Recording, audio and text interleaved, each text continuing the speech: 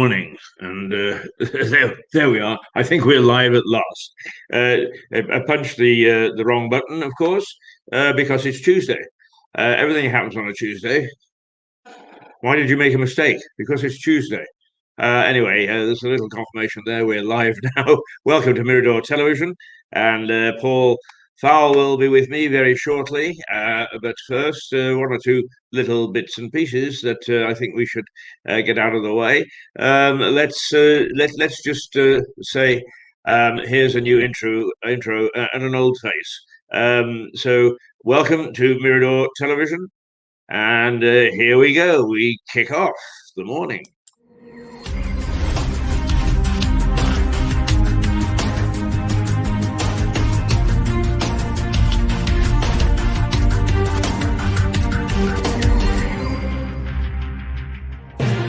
Hello and welcome to Mirador Television. We are the biggest little TV in the world, based in Lewes, East Sussex in England. Our aim is to entertain and to spice things up a little. We will also keep an eye on the local politics, because let's face it, someone has to. Our programmes range from stories about the local people to stories about people from all the way across the pond. Brought to you by our wonderful colleagues in New York. So why not sit back, relax with your favourite cuppa, or maybe your favourite tipple, and enjoy. This is Mirador Television. Well,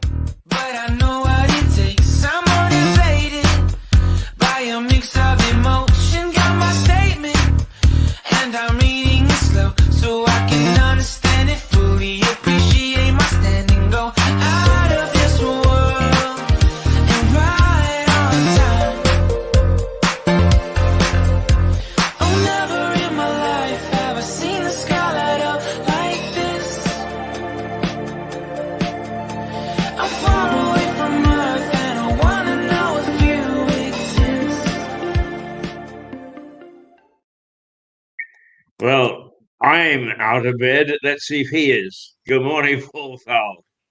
How are I've you? been up since, Keith, I've been up since 5 because I'm not used to the sun.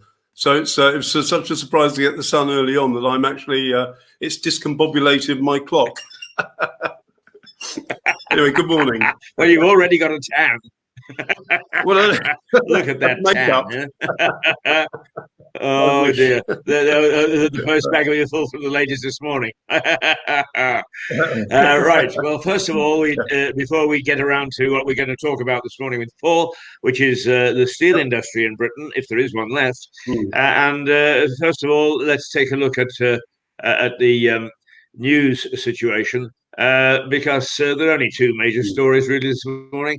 And they frankly, are beginning to bore me to tears. But there we are. We can't all have things the way that we want.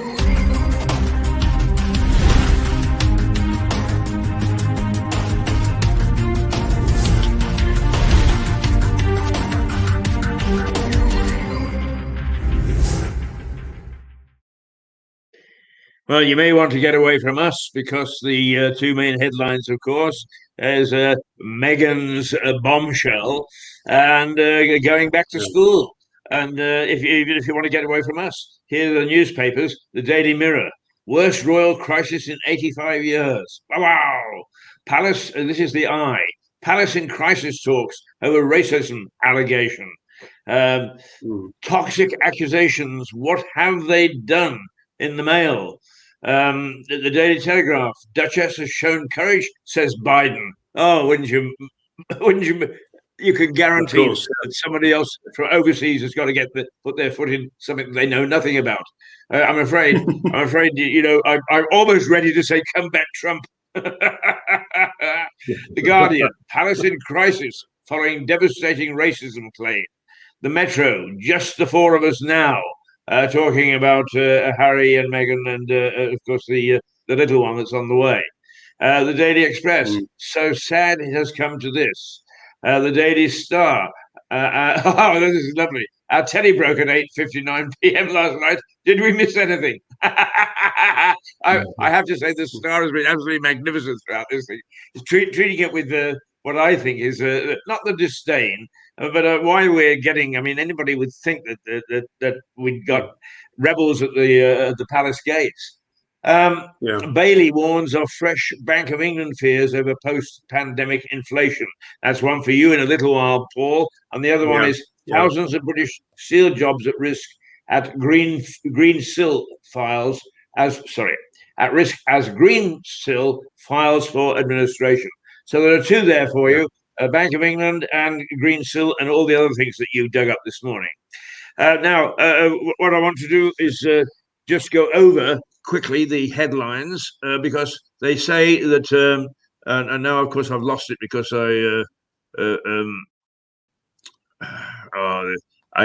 these things are so sensitive, so sensitive. All you got to do is to hit the wrong button and you've gone. Anyway, there are 12 things that the royals are all worried about, or everybody's worried about, I think that the main one was the new baby going to be, or was Archie going to be born with a coloured skin? I mean, who gives a fig? We're past that, surely. I mean, I can understand some ponce inside the palace who's a footman or something, is making a statement like that. But I mean, how stupid, how silly can it get? I mean, Paul, does that really bother you? I agree. I think the royals are so important to Britain in the terms of, this is me as an economist, whether you like them or not. They earn so much money, Keith, that really they've got to sort it out. I can understand one viewpoint of Harry and Meghan, but at the end of the day, he's had a life that's been pretty rich. He's not wanted for anything. I think it's kind of like a stab in the back. But I mean, what I'd like to know is, where did the racist remark come from? Where did it emanate from, Keith? I'm trying to find out who's all journalists have gone to pains to say, because apparently, I haven't watched this interview, to be quite honest with you. I mean, I can remember Oprah Winfrey years and years ago, when I actually lived in and worked in Canada, she's gone to be the great power broker now in terms of talk shows, which the Americans love. I mean, we do too, really, to be quite honest with you, but because it's all gossip. Come on, tell the family secrets, which they have, but it doesn't ascribe it. But the papers have gone to great lengths to say it was neither Philip nor the Queen. And I mean, I think that really that the speculation is probably that it was Philip, because he's a crusty old bugger, as you know. I mean, I've covered 2 royal tours, I guess. And I once got too close to him with the tape recorder, and boy, did he let me know it publicly. You don't do it a second time. So I guess the speculation is that that's who it was. But I mean, the fact is, I was suicidal. And I had a row with, and they made me feel, how many young brides have gone home with their husbands and walked in through the front door, and mum-in-law has made it very clear that she's, you may be married to my son, but by God, you're not going to get into his affections in this house. Am I being dreadful? Perhaps it's because I'm so old. I mean, once you're over 35, Paul, it's amazing the way you see things compared to people who are 17 or 18. Sorry, Keith. Here's the thing. I remember at the age of 6 seeing the Queen come to Hove in 1959. The Queen actually came to Hove. Right. And it was a dump then. But no, on a serious note, I see a lot of sincerity in Harry and Meghan, but at the end of the day, they knew what they were taking on. I think I don't feel too sorry for them, because at the end of the day, they are part of the family. I'd imagine the Queen would welcome her. I think the Queen rises above all of this, Keith, don't you? I do think it's somebody else in the royal family. Yeah. I think she must be horrified. She loves her son, but at the same time, she has to represent the public. So I feel very sorry for her, actually. Well, I thought that, as usual, with great calmness, she actually bounced the ball back out of the palace. And Yeah, now yeah, our fellow journalists, don't seem to look at it that way. And if their job is to cover the palace, I suppose they wouldn't. yeah. But I thought she was very dignified. And basically, what she said Mm, was, you've got to have a sense of duty and a sense of family. And what she, and reading yeah, between the lines yeah. is, as a nation, and probably as a mankind throughout the world, we've lost that. And I can remember, you talk about when you were 4 or 5, and I can remember when I was 4 or 5. In fact, I can remember way back in the 70s here in Lewis, where still some people who were wealthy and so on and so forth had a great sense of Mm, duty. And I think that sense of duty has been mm. lost. And I think she put her Yeah, finger on it. So, in other words, to hell with all this scandal in the family. That, to me, that's the sort of scandal that can take place in any family. Probably is in mine if I think about it. No, it hasn't. But but the fact of the matter is, yes, we should start to think of what Kennedy said: think not what your mm, country can do for you, but what mm. you can do Yeah, for your country. And perhaps what she's in her calm, cool, collected way saying, "Oi, I may be going through a bad time with some of my kids, but mm, isn't it time that we started to think what we're really all about? We've been through a very rough time with a pandemic. yeah, Now is the time to start to look at life in a different way." I bumped into Dan yesterday, who is the chap that looks after our um, computers and so yeah. on. Lovely, lovely, lovely chap. And we sat and had a little chat. We kept a reasonable distance apart, and he will be in to fix these things once we can have him in here. But Dan was really saying that the big problem with life at the moment is that everybody is in it for themselves with whatever they can get. Yeah, And yeah. and he's finding that as a young man. I don't know how old Dan is. I would say he's in his mid 30s, perhaps early 30s. Um, and he just I shouldn't say an ordinary guy because he's not. He's an extraordinary guy. He's a very nice guy, and he looks after. He comes Mm, in here and yeah. he looks at the computer. He says, "I've never seen this thing before. I'll have a go," and he fixes it. Okay, that's right. I Yeah, mean, his sense of duty to us is pretty good. But I really yeah. do worry that we've lost that sense of duty, and I would hope. And Yeah. the reason I mentioned Dan is he was saying that he would hope, and he's full of hope that as we come out of Mm, the pandemic, of the lockdown, and I actually made yesterday day one, is that our attitude towards life will change, that we'll start to mm. become better human beings, that we'll Uh, start to pay more attention to a way of life. yeah, can I come in, Keith, for a minute? You can interrupt me anytime Yeah, you can I like. just come in? Yeah. Yeah, stop It's funny. interrupting. I'm looking at. I'm looking. No, haven't said much. I've actually written here. It's a what's in it for me society as part of my notes, and I think Dan and you have put your finger on it. If I could make a comment on this, 'cause I think it's important. I think it should be a more community-centered society, but I've got this terrible suspicion about human behaviour and nature that many people will grab what they can and not give a damn. We may well have more statue pulling down. I certainly, and I choose these words very carefully. I'm an optimistic realist or a realistic optimist, whichever you like. But I do think we're going to be in for a tough time, and people, there's going to be jobs lost.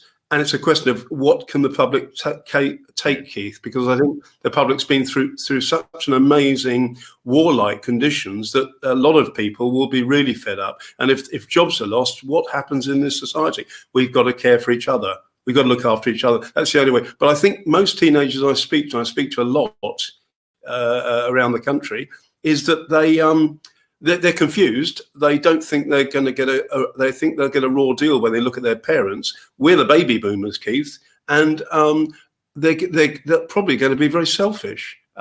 Community spirit's gone in this country a lot. It's only the great workers. I think that you're absolutely right. Without community spirit, you can't really go ahead as a nation. John Kessels is with us this morning, by the way. So say hello to John, because I know you know him.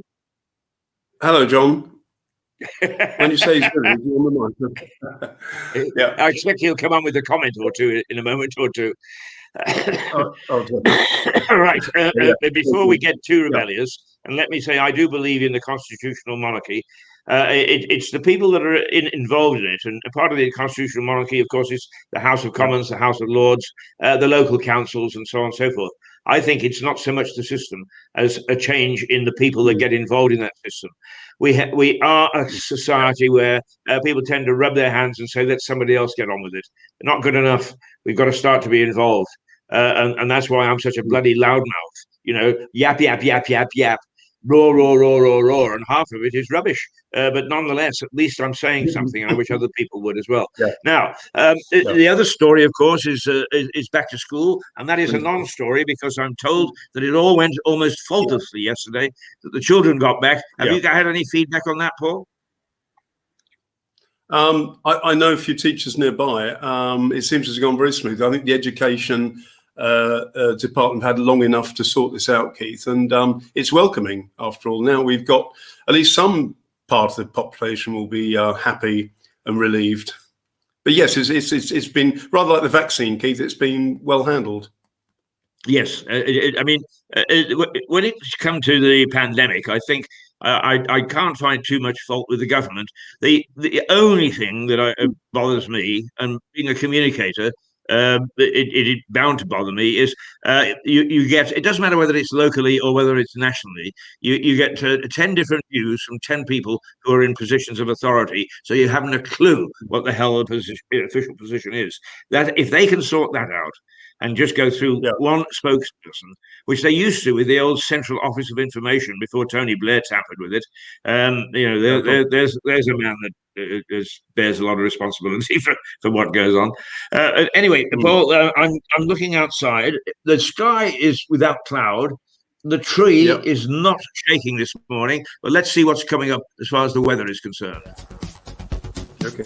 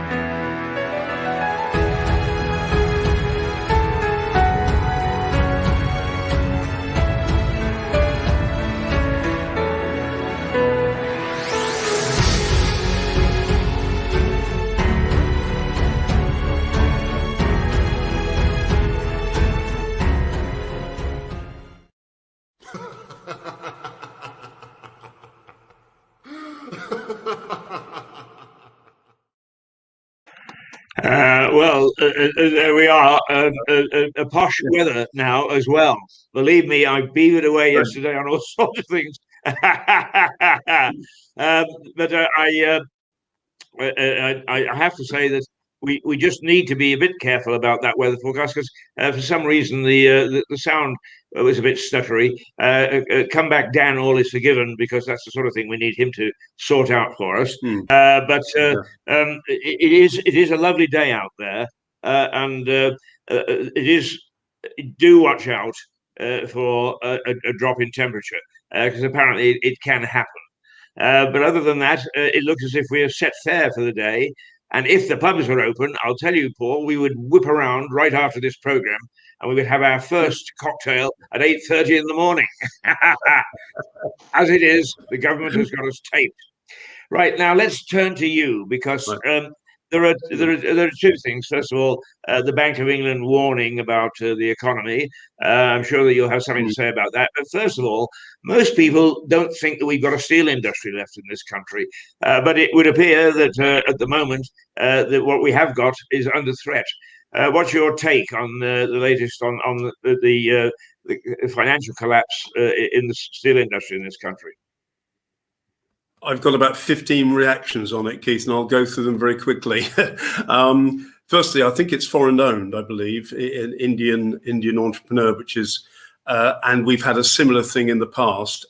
Steel, obviously in the 60s and 70s, when we were mere lads, the steel industry was vital. And of course, we're being overtaken by Japan, by Korea, by America, etc. So, but it's been thriving apparently. So I've got various reactions. My initial give them the benefit of the doubt thing is that someone's made a mistake, but it just doesn't strike. They were founded in 2011. The company Greensill, I've never heard of them for a start, but it's clearly a conglomerate of various things. And I think there's a bigger picture here, Keith, that financial complexity is getting more, and therefore people are being duped very much. I think the regulators should look at instances like this a lot closer. They haven't got the manpower and they're not really qualified totally for it. So the point is, rather like a football team, industries like steel and that are being run by entrepreneurs, etc. Now, I'm not accusing anybody here, but it strikes me that it's a large amount that's been lost. It was thriving. Hopefully there'll be some follow-ups on this. I just get suspicious when I see, as a banker of 30 years, I've obviously been involved in complex transactions throughout various other countries where you're juggling. But it seems to me that I'll say this, capitalism and the banking system, as Churchill said, is the best thing since something else comes along. I'd like a reform of this, Keith, and I've said, even when I was a banker, that the regulators must really increase their act. I'm not saying there's anything funny about this, but there are instances coming up like this where I get a bit suspicious and think that, well, have the regulators really thought this through? What do Greensill do? Because it's easy to hide money, to hide transactions in overseas tax bases. I think capitalism, for that point of view, has to reform. Not a root and branch, but get it right. And I don't know. I've only read the initial part of it, but it just seems a bit strange about this. I'd like to see somebody come out and say this is what happened, because it's steel again. It seems that the steel industry always gets these problems. But I'll welcome your thoughts, but that's my initial reaction. Well, I can remember in my time at CNBC, where I was very closely allied with Dow Jones before it was bought by Rupert, is that I think it was Tata was a big steel conglomerate. And now I'm talking about towards the end of the 1900s and the beginning of the 2000s. It seemed to me that steel was much more important, and that once again owned by Indians. Why Indians own steel, I have no idea. Perhaps they understand it better than we do. But it moved off my radar, and that's why I was a bit surprised. But nonetheless, it does appear that a lot of people work for. It doesn't matter who owns it. There are jobs at stake. So I think that there's a bit of a worry, and I think that your assessment of where the financial industry, financial sector stands in all of this is right, and I think there's a lot of reform needed and a lot of regulating. I mean, you remember I told that story the other morning that I went and did a story on the Vancouver Stock Exchange at one time. Yeah, very unregulated. Almost no regulation at all. And Bradford City Council, I think it was, had bought shares in a diamond mine, which turned out to be a betting company. Now, I'm not suggesting you could get away with that in this country, but what you're saying is the regulator puts on the light touch, and perhaps he's got to start to put on the heavy touch. I mean, government and the establishment have no problems whatsoever in having a go at pensioners, over sort of TV licenses and that sort of thing. Is that perhaps they should turn their ire and their might towards some of the financiers who, because the world is full of asset strippers, isn't it? Yeah, Keith, you excellent what you said. I've always been a reformist, and I've seen. Obviously, the city is very important, but the way of doing business, there's so many sharks around, Keith, you wouldn't believe it. And I'm well pleased to be out of it. What you said is, again, you've got an Indian foreign investment here. There was one, was it 7 or 8 years ago? I don't know how that's doing. But I think that my view is capitalism is good if everyone's benefiting. I can say this with some, hopefully no contradiction here, that capitalism favors often the great and the good far more. Therefore, if we are in a new era post-COVID, then let's get that right, because there's too much money slushing at the top and too little money slushing amongst the people who are often shareholders. The thing I was going to say also, shareholder power. I've been to many shareholder meetings, and the shareholders are actually dumbfounded.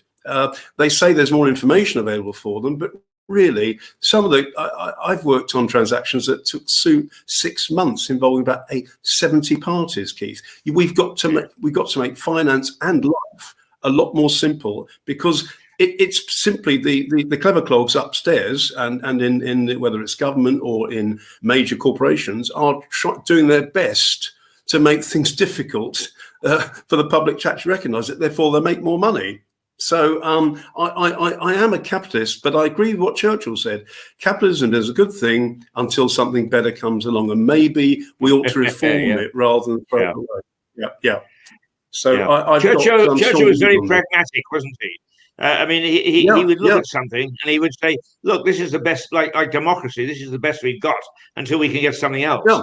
The trouble with a lot of people is they want to replace things before they've got something to replace it with.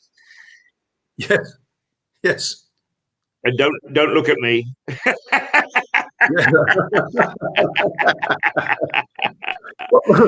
Well, Keith, I saw the pictures. I saw the pictures again of people throwing statues into the river.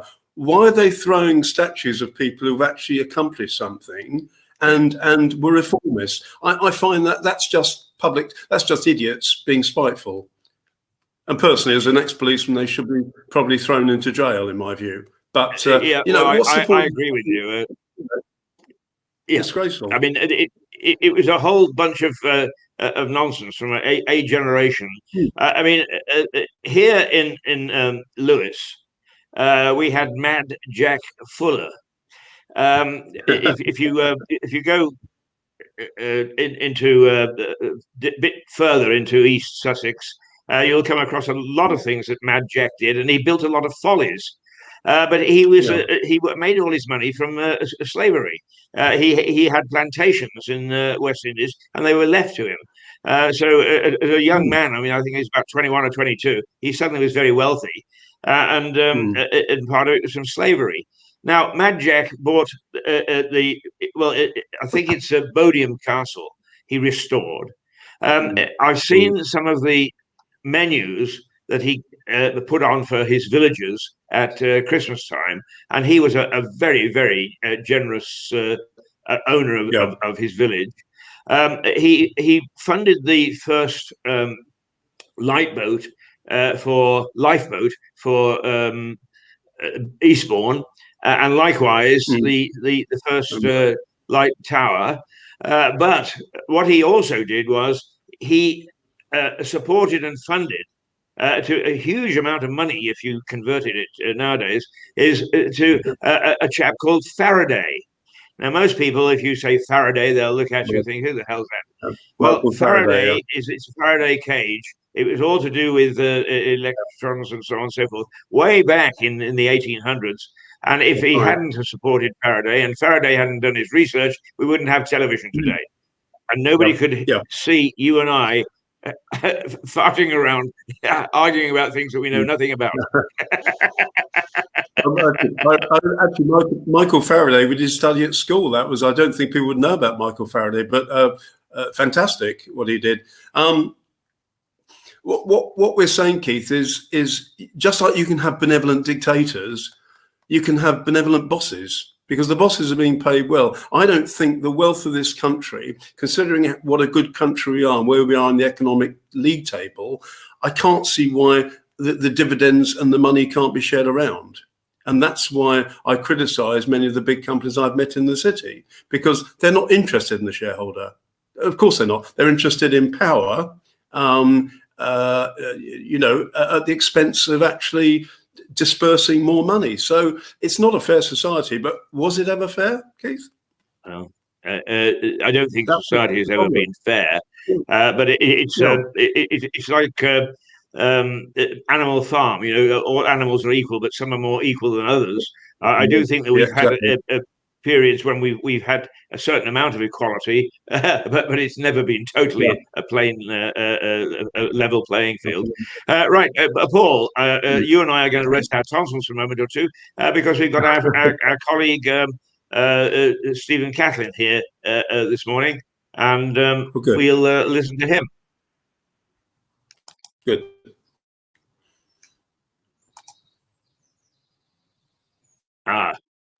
Well, we won't listen to him.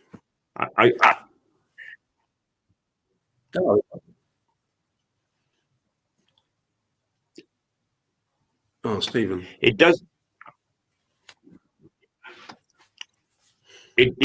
Right. Well, I'm not going to ask you to watch Stephen when we can't hear him. There's obviously just a little bit of the thing that actually caused you some grief last week or the week before, Paul. There's a little glitch in the system, and we come up with the odd video, which is going to be helpful, because what Stephen had to say was very useful, and it has actually already been on Mirador, so you can find it, and it is 3 minutes past 8. So it's not absolutely vital that Stephen, but Stephen is exactly what we're talking about.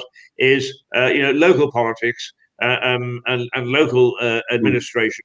They ponce around saying how wonderful they are, and in fact there is a lot to be desired to be patched up, and they don't seem to want to do it. They're just so taken with the obsessions that they have. I'm all for being green. In fact, it is extremely important that we look at our environment in the green sense, but not to the exclusion of everything else, which seems to be what our lords and masters at the moment, along with the Rainbow Alliance, they call it, the Lib Dems, the Greens, and I think it was the Independents, but I don't think there's an independent left now anymore, because they all raced for cover once they found out what was going to happen, and the Tories were out of power. But anyway, Stephen does an excellent job for us. So let's come on to the Bank of England from you then. No. Well, have you got 3 hours, Keith? Well, you're actually becoming a master of being very succinct. And I must say, Paul, I worked for Reuters, and I was a journalist, which means I asked questions rather than developed a great pool of knowledge. And I do find that what you say is very easily understood. And I think that's what we need at my level, is somebody who can articulate things very carefully and clearly. And you do that in a short period of time. So forget the 3 hours. Tell us all about it. It's very kind of you, Keith. I do get my information from Janet and John Go Banking. So that's the level of my understanding. Right, Bank of England. The Bank of England are telling it straight, unlike what we got in the budget, if you like, Keith. They're the last part of the jigsaw in what's happened. And they're absolutely right. There's bound to be inflation simply because there will be a lot of spending. They'll also be worried about jobs. I think Britain's going to be almost divided into two camps. If you've kept your job and you've had furlough, then it could be you can get through it. But if you lost your job and you're not paid, so it could well be a divided nation, Keith. How long? It's all the question. The Bank of England have to work things out. Is in line with what the government's probably told them is how to manage the economy for the next year. But I don't think inflation will go rampant. But inflation is moved as much by confidence in the market as well as actually notes and pound notes and cash, etc. So I would say that the Bank of England are giving an early warning. They won't know at the moment what it will be, but it's not going to be rampant, Keith. We're not going to go back to say the 17% of years ago. But I'm a bit concerned because we're entering a new period, Keith. So the Bank of England has to adjust like we have to adjust. They'll have to accept there's a probably new era of economics on the way, or the economy, and therefore at the moment I would simply agree that their warning shouldn't be taken lightly. But at the moment I don't think they can forecast. They haven't got all the figures in. But do you remember when we watched the budget? What I was keen on finding out was the figures, and we found out what the figures were like, Keith, and wasn't as rosy as the Chancellor announced. So I think the Chancellor's done his bit. Over to you, Bank of England, because they're the ones who run the monetary system. So I would say that I'd say there's losers and winners in this, Keith. We must make sure that the winners aren't too big and the losers don't lose too much. Otherwise, we'll have a further divided nation, and which is not what we want. We want to go forward together. Exactly. So we're walking on very sensitive issues right now, and generally speaking, most people just dismiss it. It's the Bank of England, isn't it? Central bank. But tell me, we've had some very high-profile Bank of England chiefs over the years. Yes. We just got a new one, and I know nothing about him. Do you know anything about it? No, I met Robin Lee Pemberton, and Eddie George was great because Eddie George was a great rugby fan. He came to when I was at ING Bank as a senior executive, and Eddie George was good fun. You wouldn't think he was a Bank of England man. We've had good and bad Bank of England people. Unfortunately, Keith, the Canadian, you talk about Canada, the Canadian guy, I don't think was actually totally right. I'm not sure how good a job he did, but I was surprised that they took the Canadian guy on. But I honestly don't know about the new guy, Keith. I've been out of the city for about a year. I'm going back there for a lunch soon. That would be good. But generally the governors of the Bank of England will obviously take some advice from political masters, but I think they do have a certain independence, Keith. Whether they make the right decisions, I'm not sure. I've seen how they react to recession, to crises. Robin Lee Pemberton was a great governor, but it's like anything, isn't it? You swap chief executives, it's a big thing, and if it goes wrong, you suffer. So I would not make any comment at this stage. I couldn't possibly say what the inflation will be. We've had such huge differences in figures in the last 2 years. I think that's all they can say at the moment, Keith, because I don't think the Bank of England know exactly all the figures and what exactly is going on. There's more briefings to come. So watch this space for the next month, I would say. Okay, yes, inflation right. will. It's 9 minutes past 8. We've gone through three quarters of our program already, and the time has flown. So let us try again to see whether the video will work, because some people think that you and I sit here and it's very easy to do. I'm not going to argue the point as whether it is or it isn't, but there are times when people do actually cock it up. I do. I do. You're on it. Today, snow is crippling much of the Washington lowlands. Mangudu. Once it's turned on, the sign will spell out Deli Cat Essen. Can you demonstrate for us what it's like to brush our teeth's pet just a little bit? Certainly. It's going to be areas of drist and mizzle. Drist and, what am I saying here? Mist and drizzle. I literally combined both. Here's some other great town names. Lititz. Oh, it's Lidditz. Just confirming the ground is now good to say. Oh, you've been joined by a beautiful lady. There's a man, actually, Derek. I just kept hearing it. I'm ducking and everything. Died in the house. I got scared. I dropped my hot pocket. Let's get excited about that 69. I mean, that's pretty good this time of year, isn't it? I know you're excited about the win, but how about that 69? Over the last 2 years, hundreds have landed in the Summit County Medical Examiner's office. My brother used to break in our house and steal the TV. But now he's dead. We'll probably sit around and cook some soups and eat bread and desserts and just get all fat and sassy. Bye.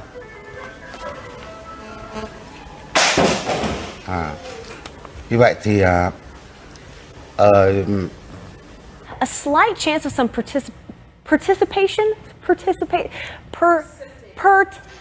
it's rain. It's going to bring a possibility of some rain that will be moving into our area. Did you grab anything when you walked out the door? I grabbed nothing but 2 Tortino's pizza out of the refrigerator and my doggy, and we left. That's it. I tried to grab some other things, but they wasn't even worth it.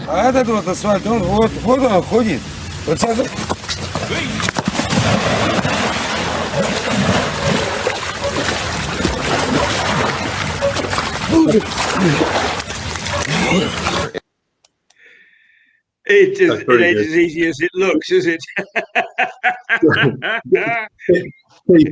Can I make an observation? I think that people prefer mistakes to be made. I hate a program that goes really smooth because it's much better. It's a good job because we make dozens of them on this program.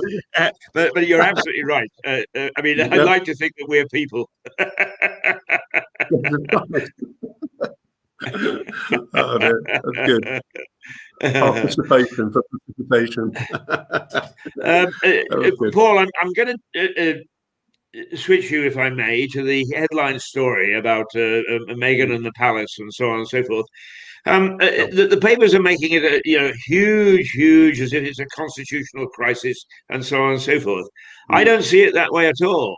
I see it as a couple who are pouting, as indeed a lot of people of their age do, having a go at mom, or at least grandma, and the fact that grandma is rather wealthy and in a position of authority, and they don't particularly like that because they don't like authority. But I don't see anything that's going to affect the Constitution or the royal family. Do you? No. I think it's a family spat, basically, Keith, with constitutional implications. But let's face it, Harry's a young man. Harry will one day become very much probably like his father and the Queen, with a sense of duty. I just think it's simply a young man who is unlikely to get the throne. Yep, he's got an American wife, which might be an influence, and he feels a bit downbeat and downhearted. To me, it can be sorted out with a family chat, basically. I think the press, and I criticize the press a lot these days because they are getting very much, I mean, you're an ex-press man. I've obviously know the press quite well.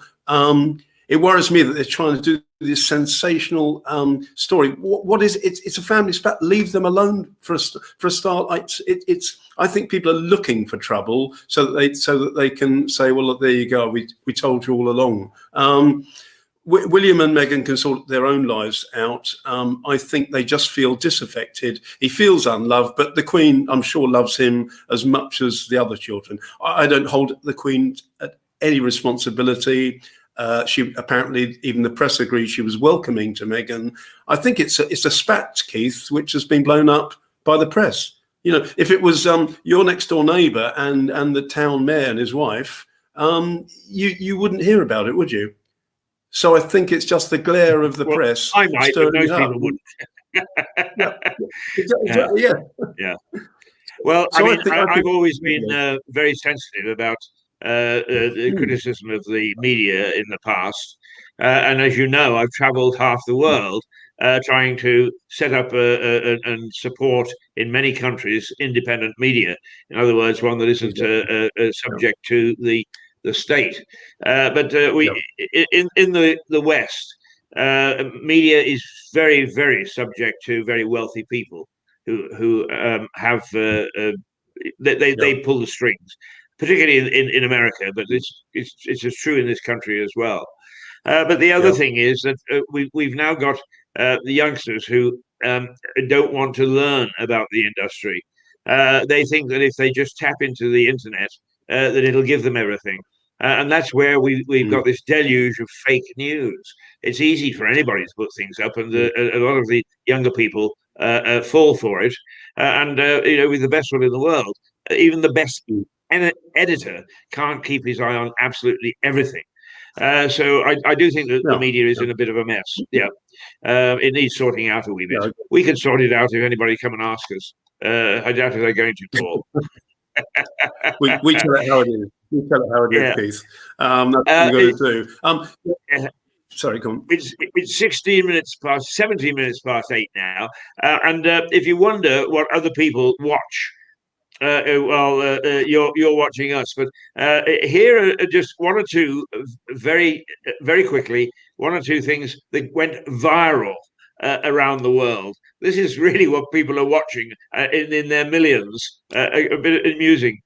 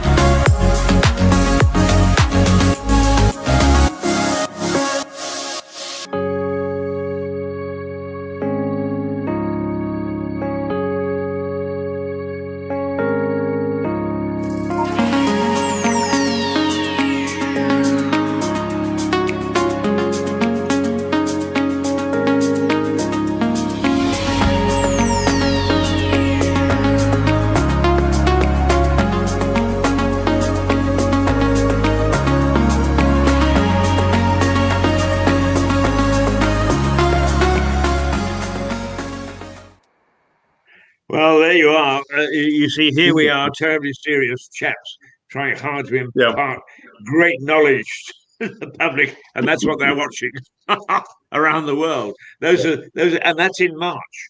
So we're not sort of looking back. Those stories were in March, and they're the ones that went viral. In other words, millions of people tuned in because they found them interesting. I must say that just as a little snippet, a couple of them were quite interesting to look at. But it is remarkable what will attract hordes of people. And perhaps our society needs to get back to finding out what it's all about to make it a better society for. But then we're sounding like missionaries when we say that. So, okay, I'm a missionary. Well, I knew about that. You met Stanley, didn't you? The explorer when you were in Africa. Yeah, Keith. On a slightly serious note, my technology is a wonderful thing, but I still think at the moment with fake news, with you don't know what to believe, with people watching it far more, we're getting closer to that Orwell world simply because I wonder who is master and who is servant. Because even I find that when emails come up, I leap onto them to get them. In other words, you're actually reacting to the computer in many ways. And the master and servant thing is if you read, I think everyone should read H.G. Wells and Orwell again and find out they were spot on. We are going to hell in a handcart if we don't remain masters of our own destiny. And I sometimes wonder with younger guys, I mean, I've got a son who is doesn't use a computer that much. I think it's a question of parental guidance, and otherwise they're going to stay in. I've got a friend who's got a 5-year-old boy. He's indoors nearly 3 or 4 days, not going out to play. So I'm not trying to be a melodramatic person, but I do think we ought to get it in balance, technology and what we do. You can run in the woods, go in the sea, and also you can look at the computer, but not too long because it will take you over. Yeah. I let you carry the can there, carry the ball, because I was trying to I watched a movie last night. I shouldn't have because it was quite late, and I have to get up early in the morning, as indeed you do on the days that you join me. But it was about the ladies who they were black ladies in the America of the 60s, where they were still, there were toilets and buses for coloureds, as it was. And these three ladies were mathematical geniuses, and they actually joined at NASA, or NASA, whichever way you want to pronounce it. And they actually helped save a couple of astronauts because they computed by hand, by mathematics and a mathematical brain, what the computer couldn't actually do. I was fascinated by this. Well, it had a good many things, many messages. But one of the messages was that we have, as a society, thrown ourselves at the mercy of a computer. The banks, the financial services, the government, and so on and so forth. It goes into the computer. Okay, all we got to do is push a button, no matter how inappropriate that button may be. And I was delighted to see that actually our astronauts, I say our astronauts, the American astronauts, but nonetheless, I think the world embraced them, were brought back because of ladies with mathematical skills who worked out the trajectory to make sure that they didn't burn up, and that the computer actually failed. And I think we're in an era where we think that computers won't fail us, and they do. Every day I find examples of computers failing us. And until we actually start to put that into a perspective and into balance, I think we're in for a rough ride. Yeah. How was that? Well said, Keith. I totally agree, and very, very erudite. Yeah. But Paul, I mean, you've been at the heart of the financial industry. You've been in the city. You work for banks and so on and so forth. Is this culture ever going to change? I also run an IT company, Keith. So I've got an interest in IT. That's why. Is it going to change? I'm not sure. It's in many ways it's down to the parents, isn't it? It's up to the age of 10. Parental guidance is needed, but I wonder when kids get hooked. I'd like to see a psychologist actually analysed how you do prevent children. You stop them having access, you allow them some access, but there's no conformity, Keith. It means that I know some children stay up all night, 10-year-olds, looking at it's comedy, etc. But it's taking over their lives. like you, I'm going back to days when you used to have bow and arrow fights in the woods. I know that's, Yes. but I'd like to see Yes. children out a lot more. You know, there's so much to, especially now after COVID, we all want to get out and about. So yeah, bring back the bow and arrow age when it was very simple. Well, Yeah, actually, I don't know what. we're busy, aren't we, pulling down the hedgerows? I mean, I remember with my cavalry unit with a stick from the hedge and a little bit of a rag on as a flag, and we rode through the hedgerows, no problems. We weren't going to be interfered with. We weren't in any danger. It was just great stuff. But those hedgerows that I used to ride through have gone. I mean, you know, I had a little go at the greens a moment ago, and I don't mean to say that I'm not green. In fact, there are two things that I hate. I hate to see a tree cut down, and I hate to see a pub close. Really, I think that every time we do that, we don't better our society. But I'm going to hopefully show a last little thing, because this will become a regular feature now. We experimented with it about 2 years ago and then let it go. But it'll speak for itself, I think, because it's 8:27 and almost time for us to go. Here we go.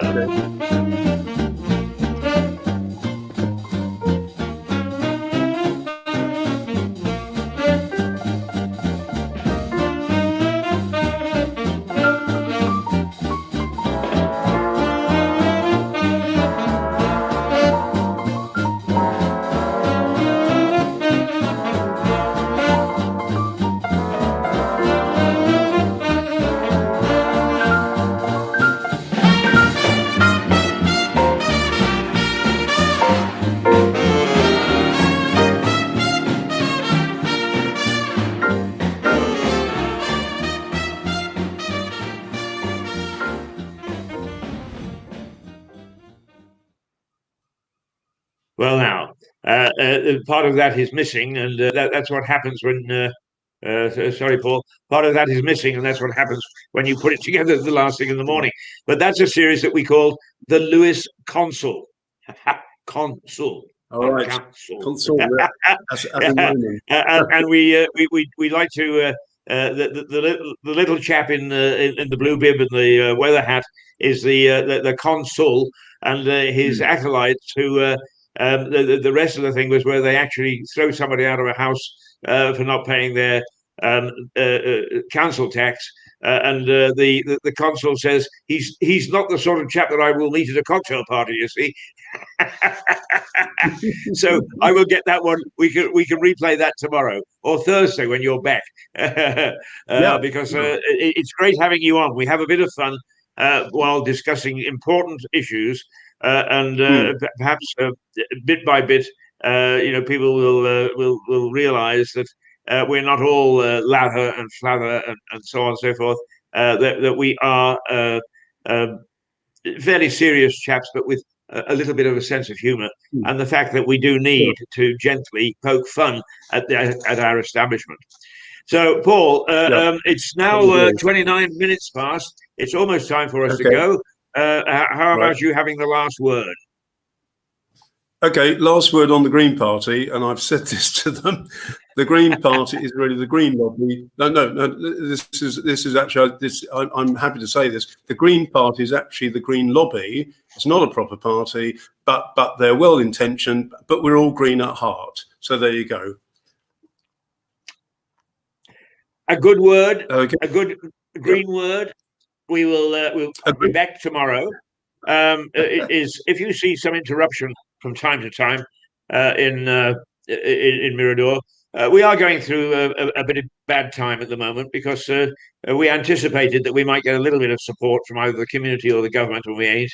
And so there are things which are serious things which we have to pay attention to, and that means we can't pay a lot of attention to the important things of programming. But Paul is going to have his own program, we hope, next week, but it will come soon, and we can get to the bottom of some of the business issues, both locally and nationally, that affect our daily lives. I mean, for instance, it's quite simple. You go into a place like the Waitrose, and you find that the tea biscuit that you bought last week for £1 is now up to £1.50, and no mention that it was on a special. And now that to me is serious inflation. Paul may turn around to me and say, "Don't be so nonsensical, Keith. That's just making profits." But those are the sort of things that Paul will get to the bottom of. And we're trying very hard to develop a team that can bring you useful information, apart from just having a bit of a belly laugh while lockdown exists, and perhaps a belly laugh after lockdown has gone. So see you on Thursday, Paul. We'll look forward to that. Okay. In the meantime, See you, Keith. who is Mirador? See you, What Mirador. are they? We'll both say toodle pip. Toodle pip. Jolly ho.